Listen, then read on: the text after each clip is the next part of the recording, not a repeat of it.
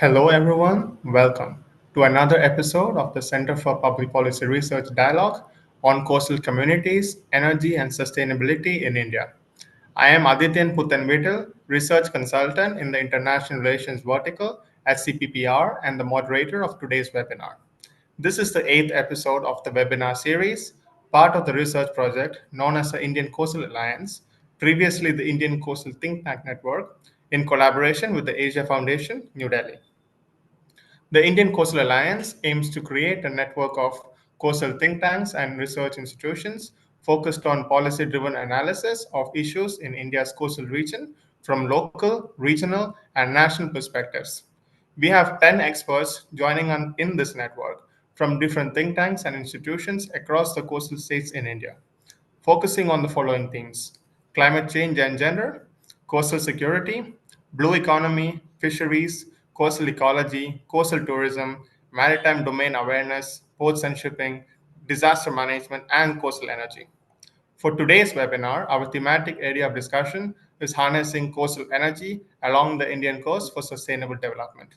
As many of you are aware, India's 11,000 plus kilometer coastline, spanning vibrant regions like the Gulf of Kutch, the Malabar Coast, etc., among others, offers untapped potential for renewable energy sources such as offshore wind, tidal wave, and ocean thermal energy conversion.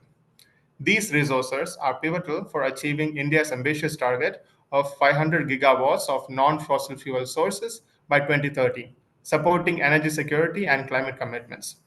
In recent years, India has made significant strides in renewable energy, achieving over 200 gigawatts of installed capacity, primarily through solar and offshore wind.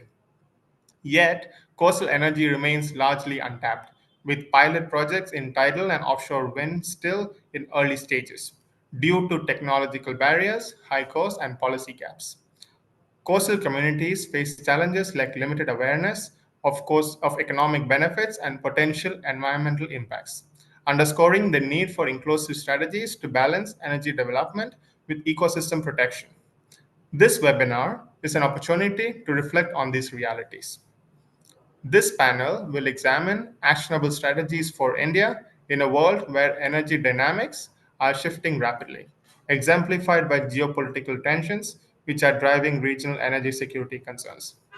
We'll also explore region specific policy framework, address environmental and social impacts, and develop community engagement strategies to create a robust roadmap for scaling up India's coastal energy sector, balancing innovation, marine ecosystem protection, and coastal livelihood.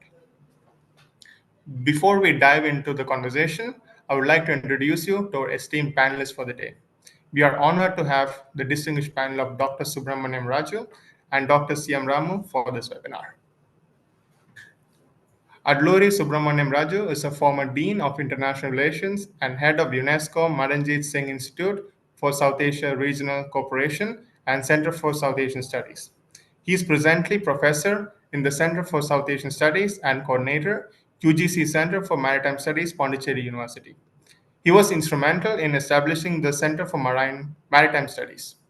He was a member of the steering committee G20 University Connect, appointed by the Ministry of External Affairs, Government of India, and Research and Information System for Developing Countries, New Delhi. He was a member of the Task Force on Blue Economy, FICCI, New Delhi. He is an honorary adjunct fellow at the National Maritime Foundation, New Delhi.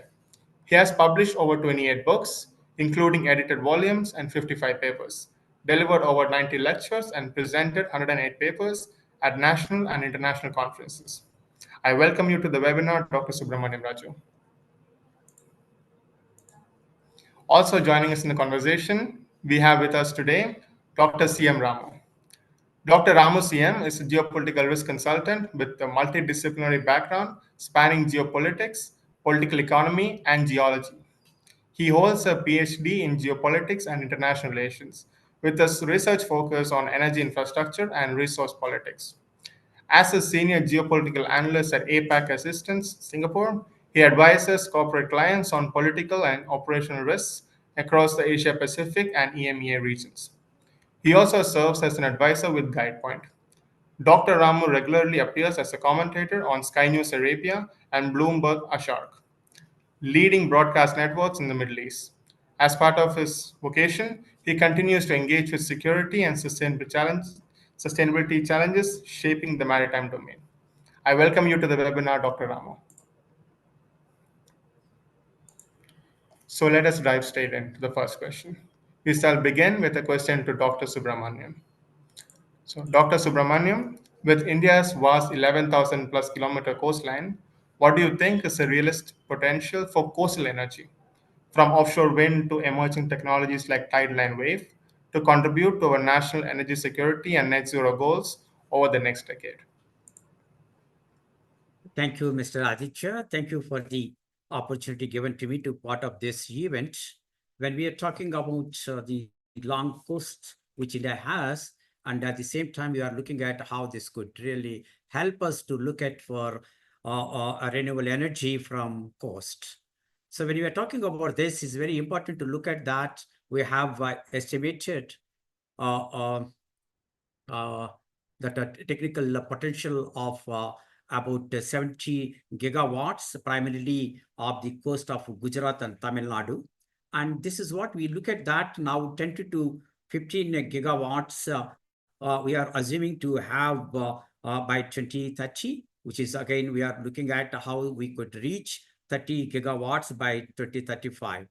So when we are talking about this, it's very important to look at what kind of measures that can be taken by the government of India, and also tidal energy is more predictable and reliable than solar and wind energy. And also when you look at that, what are the places where we can look at, particularly when you look at Gujarat and Tamil Nadu and then Karnataka, apart from Rajasthan. Of course, Rajasthan doesn't have coast, so we need to look at how these coastal states can be looked into for the production of or having coastal energy. But due to high cost and ecological sensitivities, we can expect only about 1 gigawatts of realistic capacity by the mid 2030, because of, as you mentioned, that due to technical problems, but also the investment is also another factor which really made us not to look at the potential of energy which can be extracted from ocean. So when you look at that, wave energy is even more nascent but promising, and we need to look at some of these institutions like NAOT or IITs who can also look for mapping resources, and that's where we are talking about MPA or MP, or what do you call it, marine spatial program, which will also really help us to avoid the conflicts between the different what do you call it, different sectors. Otherwise, it's going to be a very difficult. So mapping resources, which is also very important, which still we are in the nascent stage because it needs more technology. And also when you're talking about the priorities changes from place to place, and we are now talking about developing blue economy, which is one of the very, very important aspects that most of the coastal states are looking for, developing blue economy. But then when you look at from every 100 kilometers, if you look at our priorities may change. So now look at that. What are these hurdles we can have when we are looking for merit, or what you call it, the coastal energy? On the other hand, we are talking about marine ecology.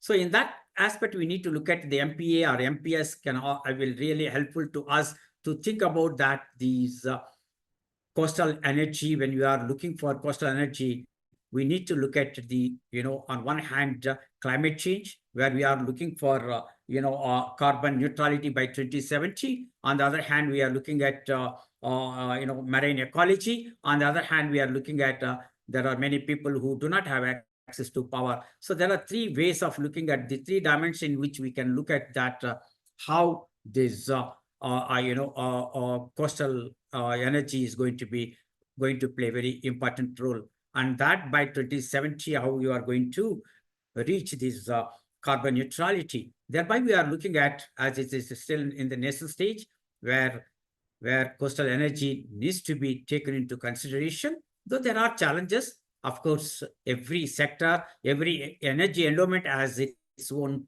problem challenges. Similarly, coastal energy is also having problems. So we need to look at how this could really help us. And this also will really reduce fossil fuels dependency in coastal industrial zones. And also most of the people, when you look at that, as the coastal communities are also deprived the access to energy.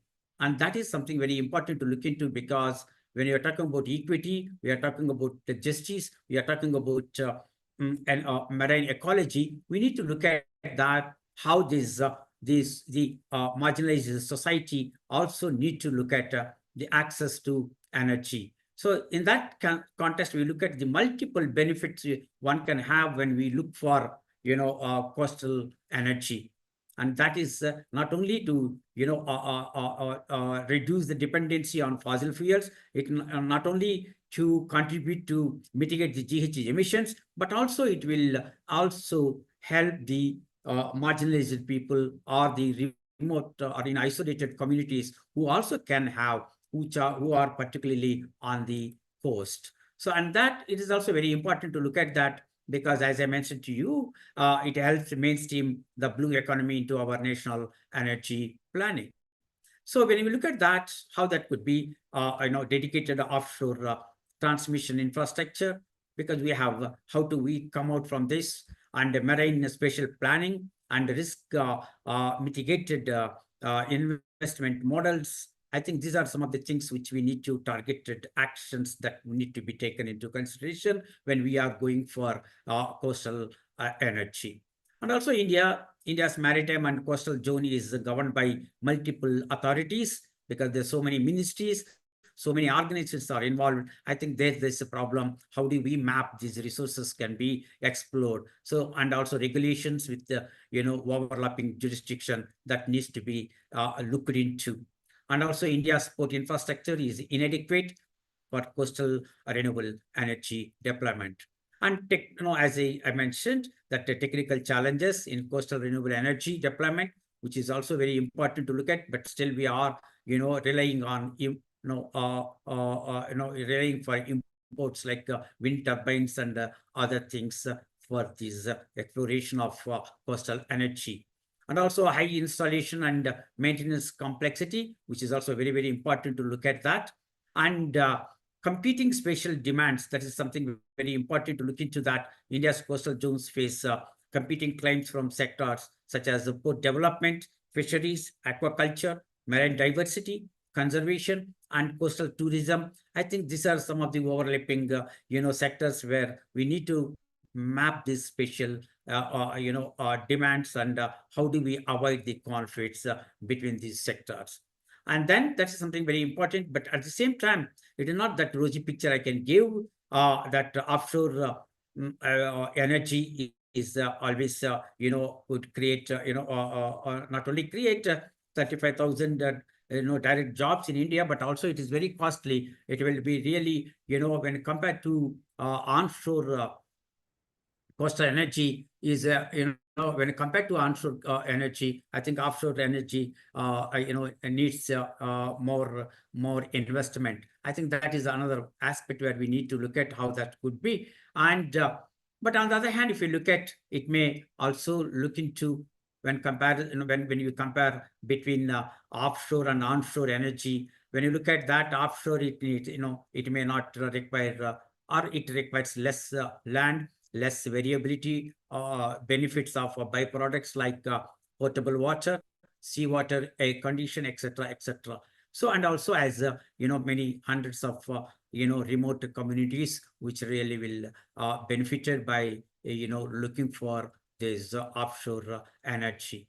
And this is what we look at, that localized alternatives supporting climate goals are energy access, social equality, and long-term economic stability. So we need to look at India's coast are not just ecological assets, but they also can be energy assets. Thank you, Dr. Thank you. Subramaniam Raju. I think you clearly mentioned out, the effect of coastal communities, which I found very interesting. And we'll touch upon that a bit later if possible. And also the fact you mentioned about the costs and the livelihood. I mean, I think for the viewers, I think this will be, like providing a fresh perspective, because we do talk about why can't we have more coastal energy? It's a simple question, but I think the answer is a bit more deep, and I think you did provide that. Thank you, Doctor. We'll come back to you if you have any previous further questions in the chat box to put them there. If you have any questions, we'll come back. So the next question is to Dr. Ramu. So Dr. Ramu, the pursuit of marine energy development is taking place within a rapidly evolving Indo-Pacific geopolitical landscape. How do you view the strategic implications of coastal energy infrastructure in India's broader maritime security and energy diplomacy efforts, especially in relation to China's presence in the Indian Ocean region? All right. Thank you, Adi. And thank you, Professor Raju, for giving us a very elaborate and nuanced perspective about the potentialities and pitfalls, involved in harnessing our coastal energy potential, be it fossil-based or be it non-fossil-based. I think I will begin with the Indo-Pacific context. So coastal energy infrastructure, when we talk about, this networked pieces of infrastructure, be it offshore rigs, subsea cables, or even offshore wind farms, they are no longer just part of an energy issue. I mean, these encompass a wider strategic component, which is very much enmeshed with national security issues. And we all know that India operates in a contested maritime space. China's expanding footprint. I mean, it's the, I don't know, elephant in the room, or shall I put it as dragon in the room?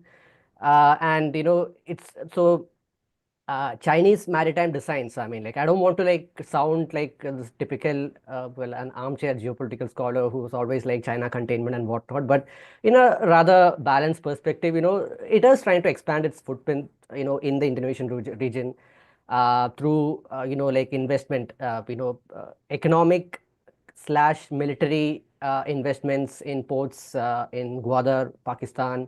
You have Hambantota, and you have all the way in Djibouti, where the Chinese actually have its first and only proper military base overseas. And this, apart from Chinese, deep sea scientific missions, heightened the need for surveillance and security over, our energy infrastructure.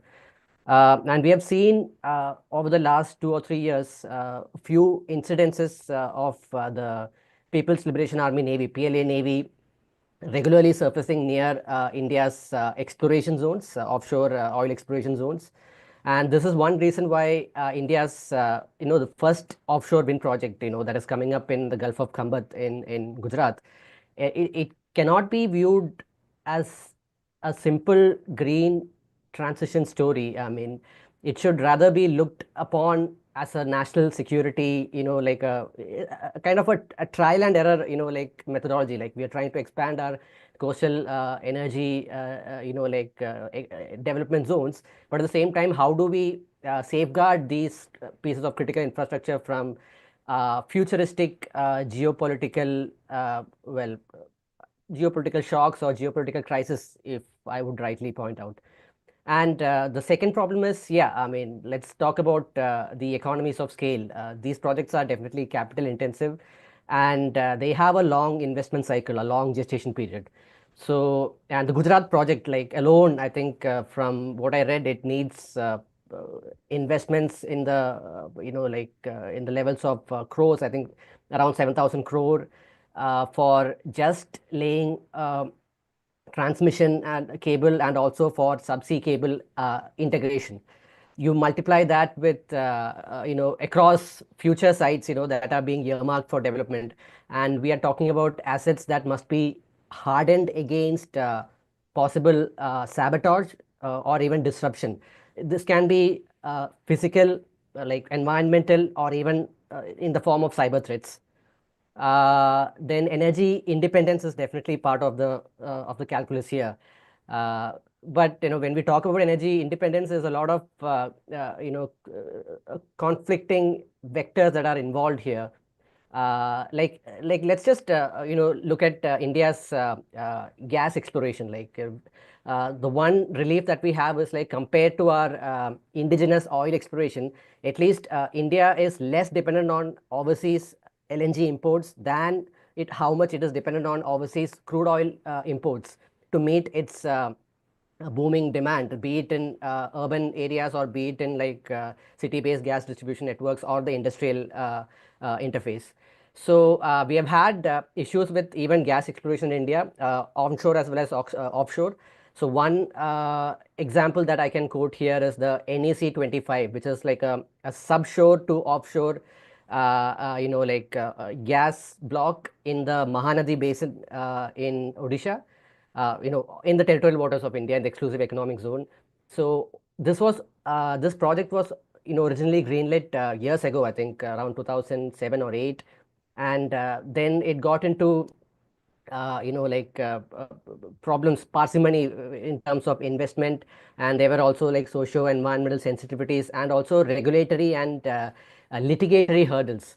So just this year, the two contractors of this particular block, which is Reliance Industries and BP, so they have decided to revive this project. And imagine, the investment cycle, 15 years of what you had planned before, it all went down the doldrums. It's like almost $3 to $4 billion, which was the initial upfront cost. That will be like multiplied right now. There will be a lot of add-on costs, and the companies need to factor in all these things as part of their, risk framework in terms of balancing their budget sheets and whatnot.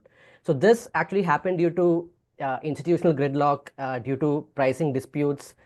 And so in this, wider perspective, if we are serious about building strategic redundancy to dependence on oil imports from the Middle East, or even for that matter, LNG imports from US, Australia, or the Russian Arctic, we must streamline decision making. Like what Professor Raju had already said, there's a problem in terms of working in silos. We have multiple ministries as well under different kinds of energy, and you have different organizations like NGOs, non-profits and whatnot that are working in silos. So there is a lack of coordination, lack of a streamlined approach in terms of the different institutions involved in harnessing energy. Then yeah, like environmental security. So well, you okay, I'm not going deep into like the ideological discussion, regarding environmental security. Let's just look at just a few weeks back. I mean, when the monsoons were there was a strong monsoon spell in the western coast. There was a shipwreck, like the MSC Elsa, a ship that got caught in the stormy, choppy waters, and it drifted off to the coastal region of central southern Kerala. And then there was an issue of pollution, contamination of water bodies through diesel and plastic pellet, even chemical spillage, which flooded the coastline of contiguous part of the Kerala coastline.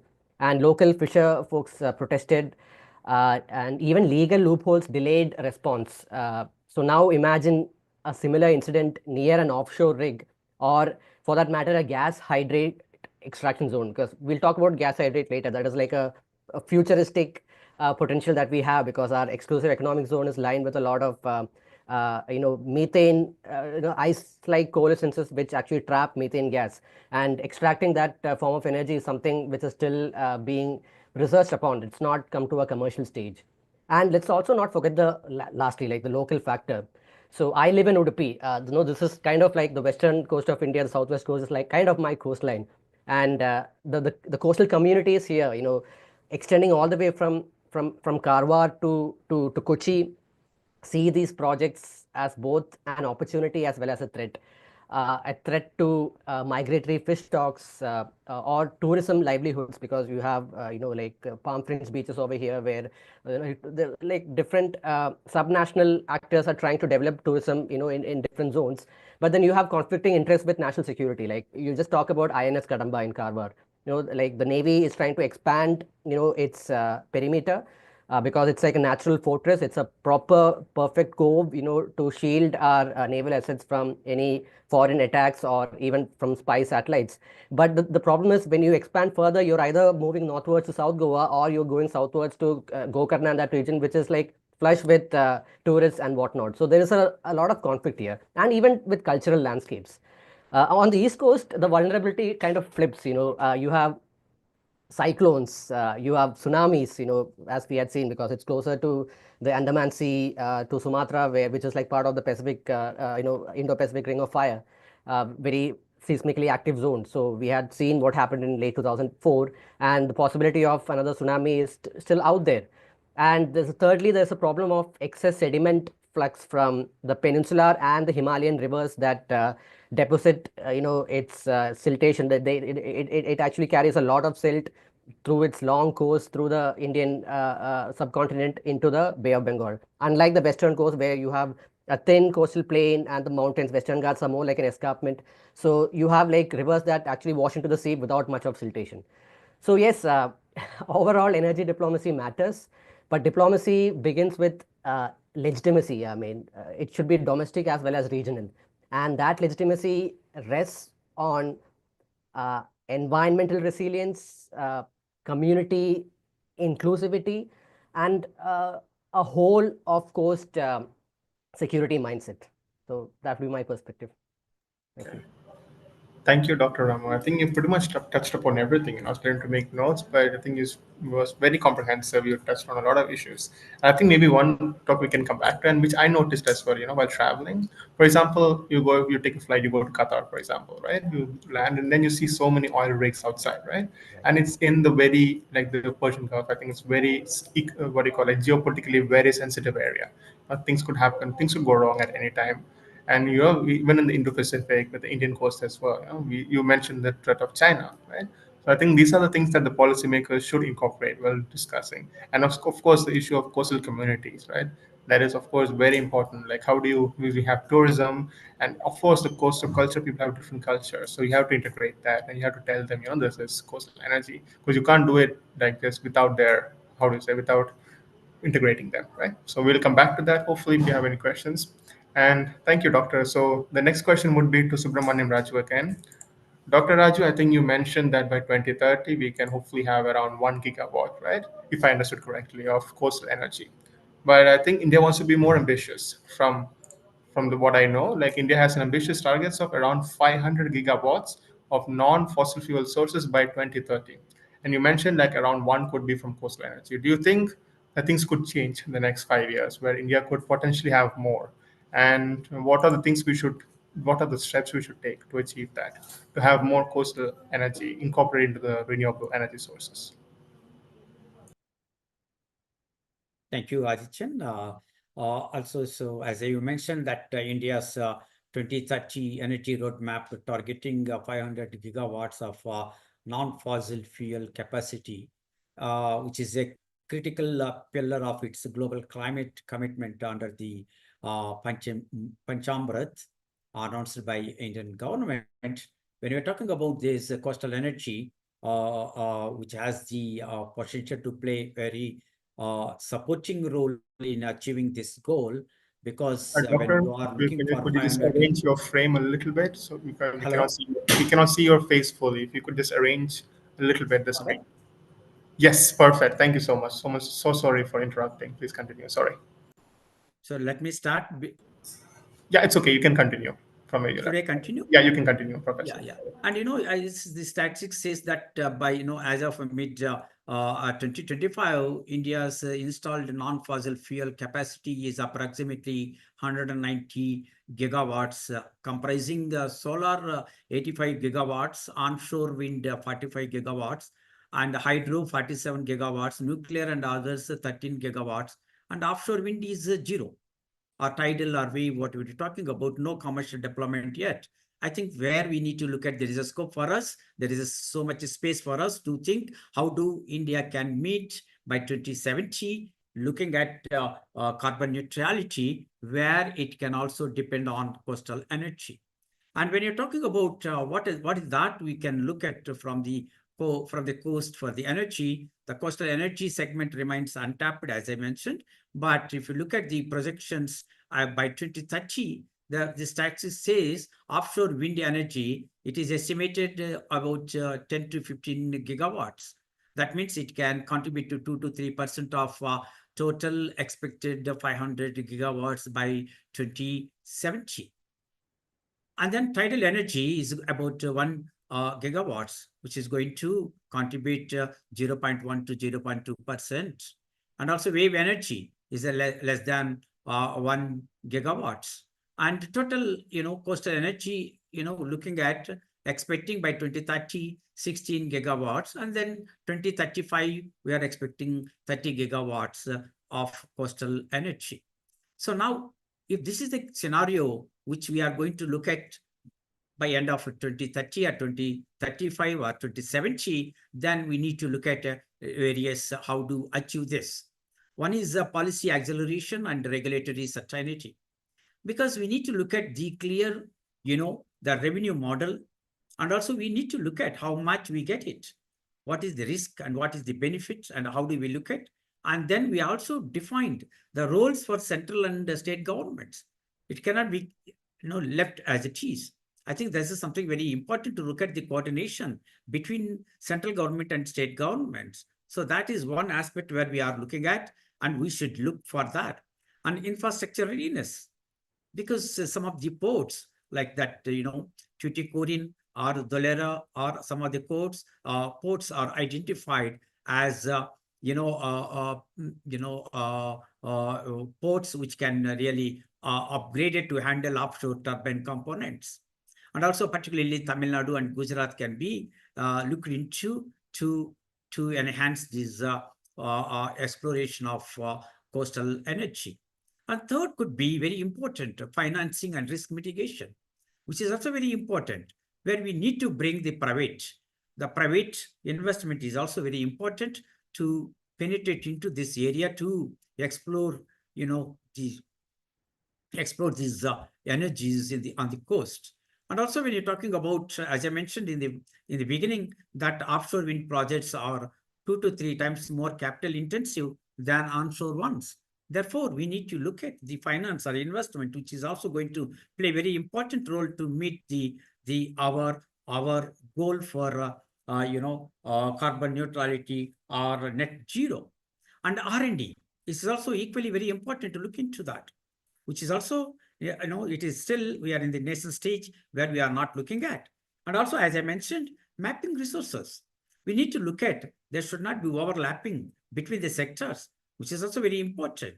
Otherwise, there's going to be a kind of a conflict between the sectors or between the actors. So we need to look at that. And by 2030, 16 gigawatts can be delivered from coastal energy. That is, look at the 3% of India's 500 gigawatts non-fossil fuel target. However, achieving this requires coordination or coordinated policy execution, investment and incentives and infrastructure planning on a war footing. A coastal energy may not be the largest contributor because but it holds immense strategic value for grid stability, regional equity, and maritime economic integration. And also it is going to address some of the local problems, some of these, mitigating GHG emissions. So in that sense, I think we need to look at how this is by 2030 or by 2035 or by 2070, how coastal energy is going to play a very significant role in mitigating GHG emissions. Over to you, Mr. Aditya. Okay. Thank you, Dr. Subramaniam, for that. I think my takeaway would be like three I's, right? You mentioned infrastructure, investment, and incentive. I think that would be like the good talking point from this. If you have to take the three I's and you have to put it for policy making. And you mentioned about the private investment that I found quite interesting, right? Because we do talk about a lot, like the government of India says the state. We must look more, I would say, forward. Like how can we incentivize the private players to set up offshore country? And you did mention the policy recommendations that would come about from it. Thank you, Doctor. And if you have any questions, please do put them in the chat box. We'll ask Dr. Subramaniam Raj after to more questions. Okay.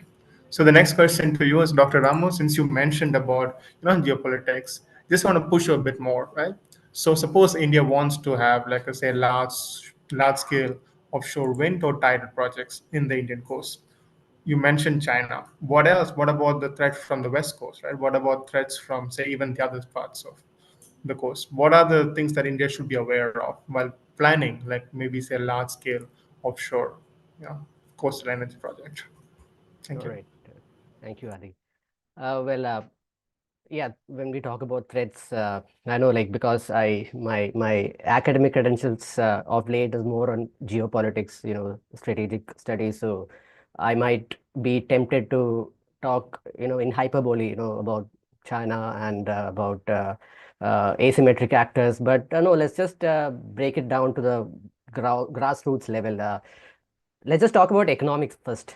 I know, like Professor Raju has touched upon it, extensively with proper figures, and even I think I brushed upon it during the last, like question answer round. Uh, but yeah, offshore wind is like Professor Raju said, it's much costlier than onshore wind or solar.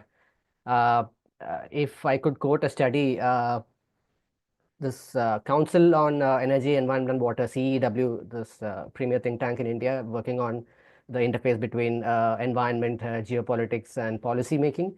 So it notes that for India, there are three major impediments or bottlenecks in terms of harnessing our potential, especially like when we look at renewable and in particular offshore renewable energy. So one is transmission. Yeah, I mean, we have issues even in terms of integrating the grid in the terrestrial zone. I mean, in the, within the land zone. Then you have scalability, which is a big issue, like the entire size and scope of the project, like power purchase agreements that are either half cooked or that have a lot of regulatory loopholes that actually put wherein like the contractor and the contractee starts getting into this blame game of who has to pay when if there is an accident, if there is a liability. And then the other thing is the demand, the buyers. So these are major impediments. So I think last year alone, nearly 40 gigawatts of renewable tenders were cancelled. And so why? I mean, it's like, yeah, like I said, like the auction terms are pretty complex. I mean, even for that matter, like when I read through some of those documents, the ministry's documents, I really, read, even when I read between the lines, it's quite complicated, bureaucratic language and whatnot.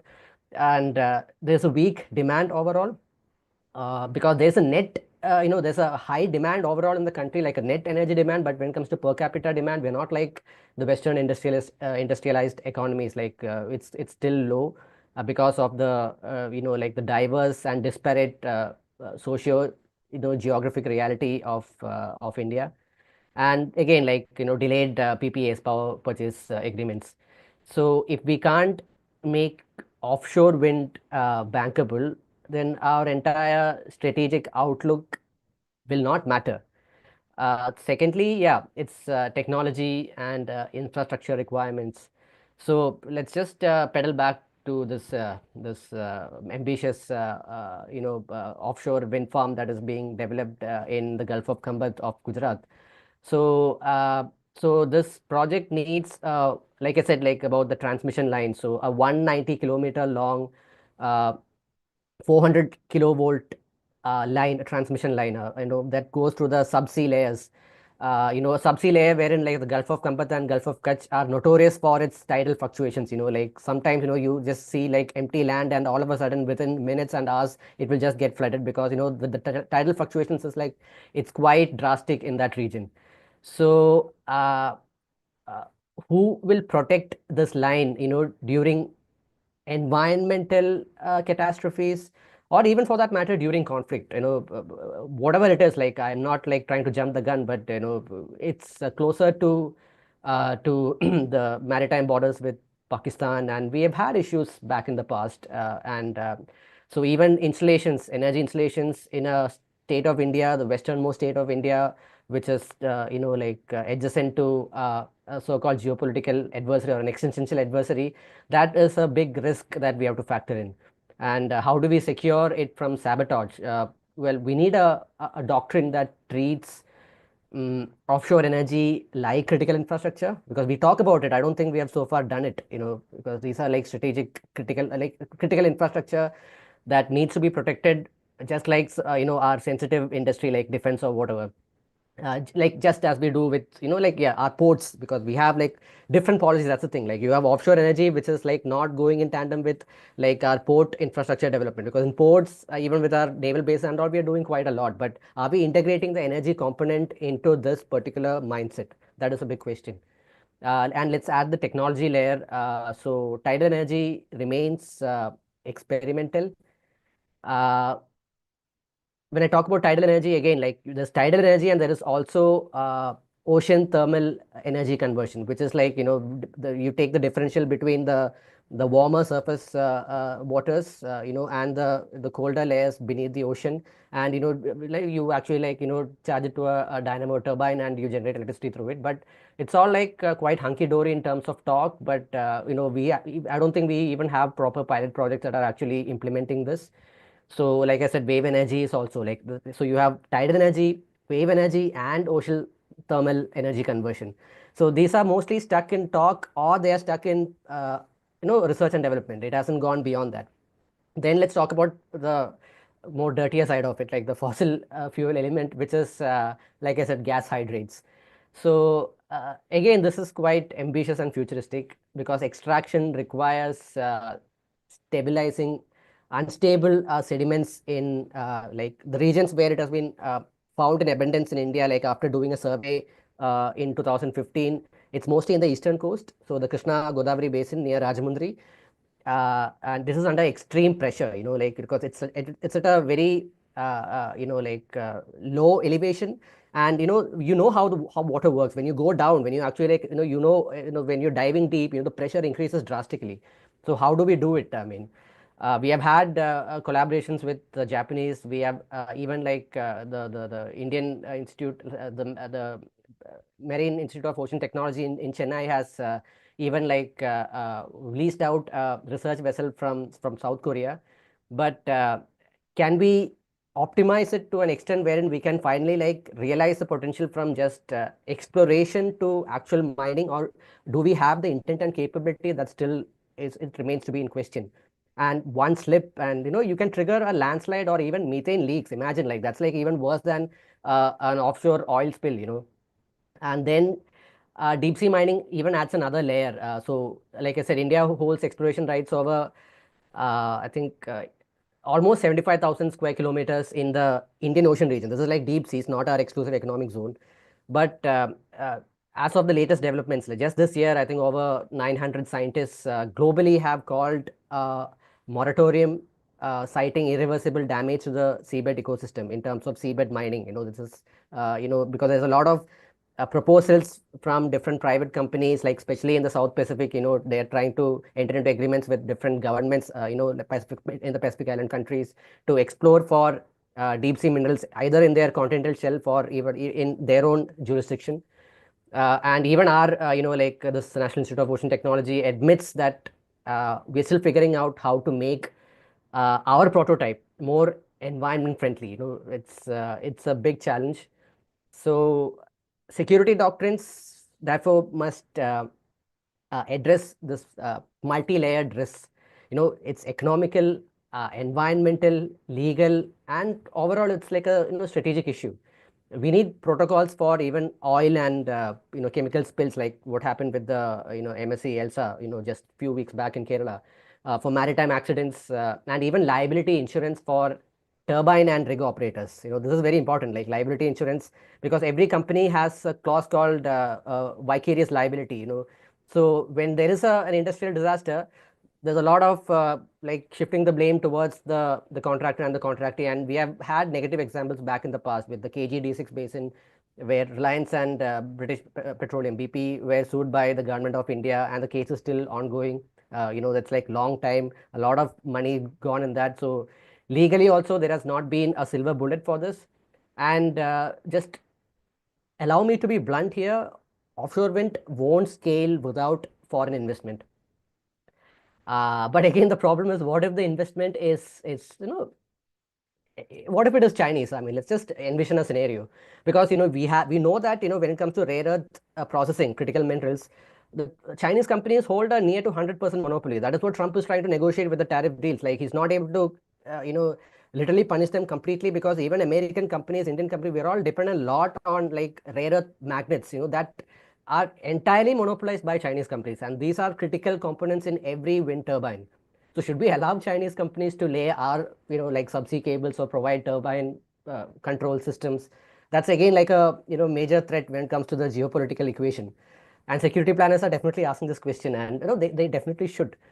Uh, just to sum it up, a secure marine energy future, it is not just about patrolling our waters, safeguarding our naval assets.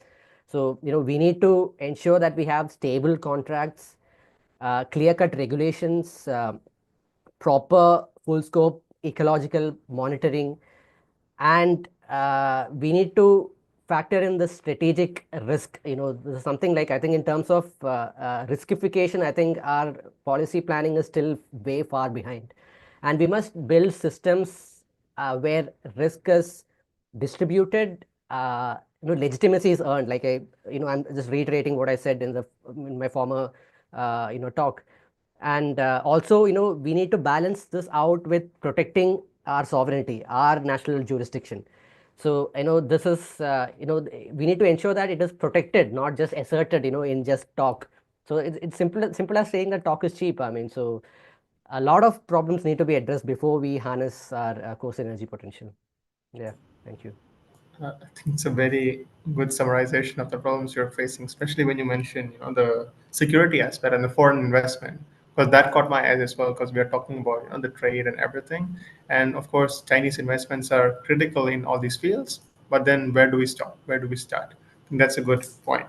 And we'll come back to. I mean, if you have any questions, I'll come back to you. I really want to know more about this methane leaks you talked about, right? So it's very disastrous. So I would like to know more, but we'll come back. If you have any questions from the chat, we'll take that up first, or if that, I'll come back to you later on. So, Dr. Subramaniam Raju, so my question to you next is, when you talk about coastal energy, people in the coast might think that you are displacing them or you're moving them away. So there is a feel, I'm guessing, from a certain communities that they're being sidelined. So coming back to that, how do you say we can integrate the coastal communities and provide them energy as well, and also they're part of the environment where you talk about sustainable development? That's the key word we are using right now, sustainable development, right? So how do you make sure that the energy transition in the coastal, from what we got from the coastal energy, is sustainable and can the path the way forward for sustainable development? So are you talking about the trade-offs, right? Yes, exactly, yes. Thank you, thank you. Yeah. No, when we are talking about the trade-offs between accelerating coastal renewable energy and ensuring long-term marine ecological sustainability, I think which are very, very complex and is very, very difficult. We need to have careful calibration, because when you are looking at, on one hand, you have the ecological sustainability. On the other hand, we are talking about the climate change. On the other hand, we are looking at access to energy by isolated communities. And so there are three ways of looking at when you are talking about these trade-offs between these two aspects. And when you're talking about, on the other hand, there is data which it talks about, who tells us that there are 67 lakh Indians are deprived of access to energy. When we're talking about energy security, which it tells us that availability, yeah, and in a different forms, in all times, it needs to be available. But at the same time, how do we explain to 67 lakhs people who do not have access to power? I think that it is not that access to power is not necessarily look at the affordability, but it also means that it may lead to, when you deny of access to energy, may also lead to poverty, may lead to health issues, may lead to a livelihood, may also have problem for in a different sectors, including agriculture. So in that context, when you're talking about, we need to look at how this could be seen very positively in terms of exploring these renewable energy, particularly coastal energy. Now, on the other hand, we are talking about 70% of our electricity generation requirements are met by coal. And this is what India's carbon dioxide emissions are primarily from coal. So when you look at that, the electricity, most of the electricity is coming from coal-based plants, and it is producing more CO2, which is ultimately contributing to the GHG emissions. So this is another aspect where we have to look at.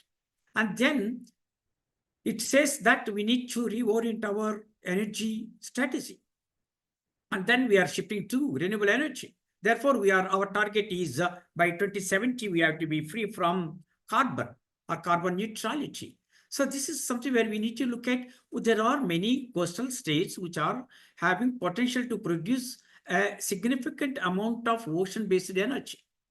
On the other hand, we are looking at how this sustainability or ecological sustainability, which is also equally important, because we are talking about ocean governance, where it is also very important for us. On the other hand, India ranks the third largest consumer of electricity and the third largest renewable energy producer.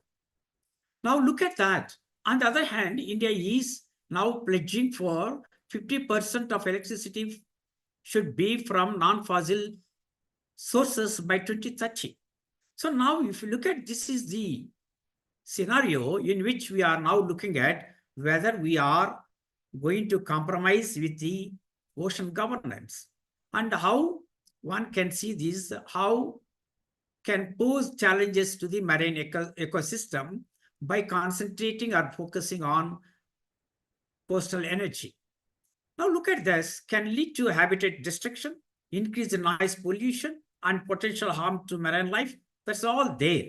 No one can deny. But then at the same time, when you look at this offshore wind, which is also can affect marine ecosystem through seabed disruption during turbine installation, underwater noise affecting fish and other sorry, and also obstruction of migratory bird pathways, which is also a major concern. And also tidal and wave energy, which is also very important to look at, that they could alter coastal sedimentation patterns. And then when you look at now this is the problem, on one hand, the problem, on the other hand, we have a demand. Now, how do you balance this in terms of development path? How we can have a balanced development path to ensure both the energy efficiency and environmental justice? India needs to have, a different strategies, which I already mentioned about MSP, which is also very important to look at, because MSP is really helping us to have a limited area, more profit, and avoid conflicts. And it will minimize the conflicts, and it will also minimize ecological damage. So that's where we need to look at now. When we are concentrating on coastal energy, we need to look at the marine spatial planning. And we have classical examples like Denmark and Netherlands have successfully used MSP, to look at offshore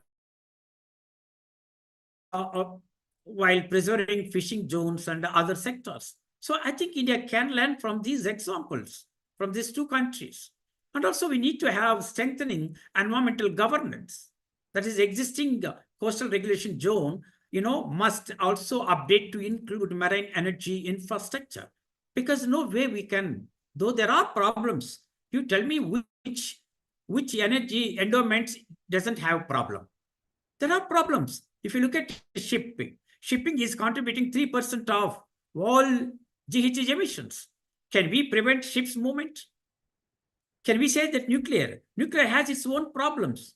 In case there is any explosion, any kind of disruption, you look at what is going to have impact on the health. And you have to coal, it is also CO2 emissions. Still we are depending on coal. And you are talking about oil and gas importing, because any instability in Middle East or West Asia, what will happen to that? Hydro, again, displacement of people. So every endowment, every energy endowment has its own problems. So is the case with the coastal energy. So in that contest, we try to look at how do we map or how to find a balanced view to look for exploration of energy resources. And also, when you look at MSP, I mentioned many times about MSP. And it is, when you look at this is a part of blue economy. And every 100 kilometers, our priority will change on waters. So we have to map where exactly we can look for situating this production of coastal energy, in the different forms. If it is very important for, shipping, then it should be given priority to shipping. If it is a tourism, that should be given for tourism as important. So we need to map resources so that we'll have less consequences on ecological sustainability. And also we need to look at the management with the coastal community. And we have 3.5 million people in India who depend on coastal and marine ecosystem for their livelihood. I think we need to bring them into the decision making, ensuring equity and acceptance. Therefore, we need to bring the fisheries as coastal communities or people who are living closer to the coast. That is also one way of looking at how we can bring them into the mainstream to have a acceptable way of looking at the energy endowments which can be extracted from ocean, and policy alignment and technological planning, which is also very, very important. We need to link to integrated coastal zone management. Otherwise, it's very difficult to look into that. And India's coastal energy strategy, I think, must not follow a deploy fast approach, but rather a deploy smart one. I think that is something very important for us when we are talking about coastal energy. With spatial planning, community inclusive governance, and environmental safeguards, India can harness marine renewable energy without compromising ecological integrity, aligning energy security with the long-term, sustainability. That's what I said in my the first part of my presentation. I said that we should not see just ecological as assets, but we should look at that they can also be energy assets. Over to you, Mr. Aditya. Thank you. Thank you, Dr. Subramaniam Raju. Again, for your very comprehensive answer. You provided again with a very comprehensive overview of the challenges facing India, and especially the ones you mentioned about the shipping and the CO2, right? There's no what is clean energy, and we can still have a debate on that. And you mentioned about how important it is. We have to keep the global economy moving, and you provided, I think, a very good roadmap. What lies ahead, especially till 2070 when we have the carbon neutrality, when we set the deadline for carbon neutrality. So we have one question in the chat box. So I would ask Dr. Ramu because we are running short of time. This is a quick one. This is actually a good question. This is regarding the okay. I'll read out the question. How can the concerns of coastal communities be integrated into the national marine energy agenda, especially considering socioeconomic sensitivities in coastal Tamil Nadu and Andhra Pradesh? This is regarding the coastal sensitivities in the eastern coast of India. Dr. Ramu, if you could speak for like 1-2 minutes, we can wrap it up. Thank you. All right. I mean, that's a brilliant question, but maybe I won't be able to like provide a very definitive answer. Well, it will be mostly rhetoric. But yeah, I mean, we have a huge challenge when it comes to who is responsible, like, because coastal communities, they will have their, like subnational governments, like your panchayats, you have, zillas or city councils, and then you have different subnational governments in charge of different sectors, be it fisheries or be it whatever is affected. And even when it comes to legal counsel, there's a lot of ambiguity because one thing, our maritime laws are quite outdated.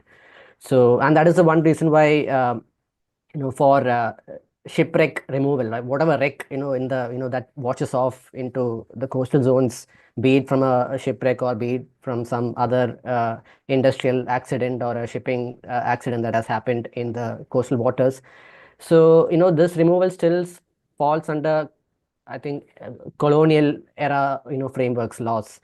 Even in the ELSA 3 case, local authorities, in Kerala, like they scramble to identify liability. That's a big problem. And we have this, the Nairobi Convention, which has been ratified by, the majority of the countries, but from what I know, it's just been ratified. I don't think it has been properly operationalized. So there is no stringent framework to proceed. There's no stringent methodology to proceed about how to give away compensation, what are the factors to be taken in.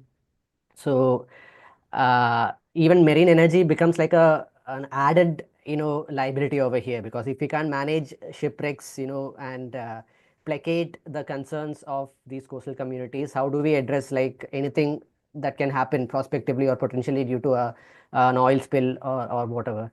So I think in most cases, even before, when we had an issue with the Italian Marines, like shooting one of our fisher folks, in contested waters, it was actually the legal mechanism that actually like came to rescue, but it took a long time, because uh, in many of such incidents, as precedent has shaped it, it's mostly the legal system that has actually come out as a middleman, in terms of conflict resolution, rather than the legislature or the executive. So yeah, I mean, I don't have a very proper answer, but I think, yeah, I mean, mostly it will be like litigation, right? It will go to like arbitration, like all our previous incidents. So there is no proper silver bullet or a proper answer to be given over here. But it's a big challenge. Thank you, Dr. Rama. Thank you so much. Subramaniam Raju, Dr. Subramaniam. If you have any final words, if you just have No. anything to respond, thank Can you just tell me, because I was not able you. to hear No properly. worries. So this question was regarding the coastal communities in Andhra Pradesh and Tamil Nadu. Hmm. This was like how would the energy transition affect them? Right? Because the question is the area is sensitive in the east coast of India, and how do we like listen to their concerns? How do we make sure that our energy transition, whatever, is again aligning with the community's interests? Okay. If you just have Okay. one, Thank you. two words, yeah. When you look at this, the fisheries, either in, Tamil Nadu or in Andhra Pradesh, when you look at, because most of them are still they are all marginalized, a group or marginalized, they belong to the marginalized society. Number two, the kind of these initiatives taken by the respective governments are not reaching them. I had a kind of project with regard to these fishermen or Tamil fishermen in the Park Straits, how they are moving, crossing the Sri Lankan waters, where I have come across some of these initiatives taken by the governments are not reaching them. And also, when you look at that, how that could be, because as Dr. Ram was talking about, in the the middle people or middleman is also playing important role, where they don't get their due, and also this access to the markets, that is not given. Instead of giving subsidies, because there are subsidies given to them, but at the same time, I think it is, instead of giving subsidies, because there is a lot of corruption subject to correction, and also when you talk about that, there's some of the minimum infrastructure should be available, like refrigeration, preserving fish for 1 or 2 days, and marketing and exporting, and also should be educated them what kind of fish to be caught, and also the fish wherever in that nearing, near the location or near the places where they are going for fishing. Also, they can also look for the demand fish can be grown there, so that their livelihood can be sustainable, can be also improved. Otherwise, their livelihood is the same. When you look at that, for centuries they are remain same, and also they were not able to educate their children. So this is again welfare schemes when you're talking about. So instead of going to that subsidy, which is not going to help them, we need to look at the mechanized boats. They can go beyond 12 nautical miles. There's a territorial zone, coastal zone, or, exclusive economic zone. But also some of these, particularly the Tamil fishermen who are having severe problems, when they are crossing Sri Lankan waters, their boats are confiscated by Sri Lankan government, because once you cross, the Sri Lanka government has every right to confiscate. But the way they treat them, it is not acceptable according to UNCLOS 3. That is a different issue. But then it can be, you can go for deep sea fishing. You can move the direction to different places so that they cannot be harassed because they don't know. Because for them, ocean is workplace. For them, livelihood is important. For them, the borders will not, borders wither away for them. They never bother to think about that. It is for you and me to think that about the sovereignty, nation state, all these things. So we need to look at how that the fishing or fishermen or fishing community can be socially or can be economically uplifted through different kind of initiatives to be taken by the respective governments or by the central government. Thank you, Professor. I think again you touched upon the coastal livelihood issue, and exactly I hope answers the question put forward in the chat box. So, Professor Dr. Raju Subramaniam and Dr. Ramu CM, thank you so much for joining. Before we conclude, I would just like to have a few key takeaways. So, for people who are joining in late, so Dr. Subramaniam, you mentioned about like coastal energy, right? How we can boost access and equity for marginalized communities, but it faces high costs and environmental challenges. Tidal energy is more predictable than solar or wind, but yet it struggles with funding, reputation, and competition from other coastal sectors.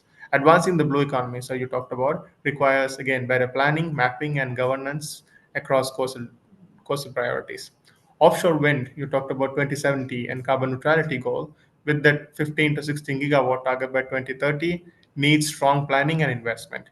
Private sector involvement, clear revenue models, and government coordinations are crucial. Robust policies, research and development, and resource planning can unlock coastal energy's potential, but local challenges and community impacts must be addressed. India's carbon goals require balancing clean energy, ecology, and access for 67 lakh people. Offshore renewables must be developed cautiously to avoid environmental harm. Smart deployment, marine spatial planning, and coastal governance, guided by global best practices, are key to protecting livelihood and enabling sustainable coastal energy.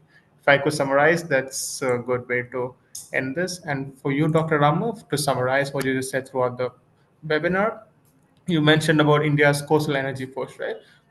Including a major offshore wind project in Gujarat, which is vital for energy independence but hindered by regulatory and coordination challenges. In the contested Indo-Pacific, you talked about the Chinese Dragon and how it influences India to boost coastal energy security. From Karwar to Cochin, communities face both challenges, opportunities, and risks, including threats to fisheries, tourism, and climate change. A balanced, environmentally sound, whole of the coast approach is key to aligning security, development, and coastal livelihood. And then you mentioned about coastal wind in India, which faces high costs and key challenges in the grid integration, regulation, and of course execution. Security protocols are weak, leaving infrastructure vulnerable. Emerging marine technologies remain in research and development, lacking pilot projects. Progress needs clear policy, strategic planning, and global collaboration to protect and scale coastal energy. Fragmented governance, outdated laws, and weak implementation of global agreements hinder marine energy in India. Without legal clarity and coordination, it risks becoming a liability instead of a driver for sustainable growth. I hope I have been able to summarize what we discussed in the last 1 hour, in the last 3 minutes. Again, thank you so much for joining us in this webinar. We really appreciate you coming in and look forward to having a conversation soon. As a closing remark, we have come to an end of this discussion. I would like to sincerely thank our speakers for their valuable insights and joining us in this important conversation. By addressing policy gaps, environmental impacts, and community needs, we have outlined a roadmap to scale up coastal energy responsibly. Let's carry forward these insights to foster innovation, protect ecosystem, and empower coastal livelihood, ensuring India leads in sustainable energy. CPPR also extends our gratitude to the Asia Foundation for collaborating with us in this project of building a network of think tanks and institutions across the coastal states of India. I also thank the CPPR team for organizing the webinar. And last but not the least, I thank the audience for participating in this discussion. We hope today's discussion sparks more research, policy action, and cross-sectoral collaboration. Do follow CPPR's website and social media for future events and publications. With this, we have come to an end of the webinar. Thank you, and I wish each one of you a great day ahead. Thank you. Thank you so much. Thank you.